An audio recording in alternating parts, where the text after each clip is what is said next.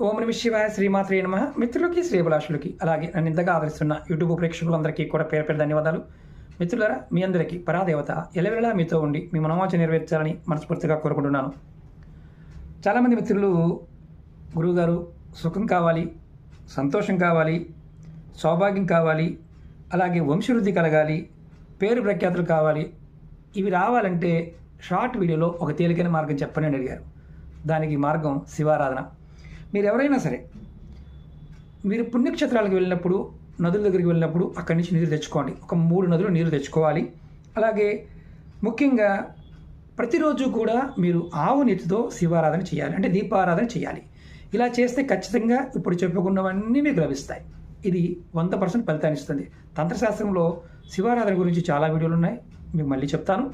ఈ షార్ట్ వీడియోతో ఇంతవరకు ముగిద్దాం. ఓం నమః శివాయ శ్రీమాత్రే నమః.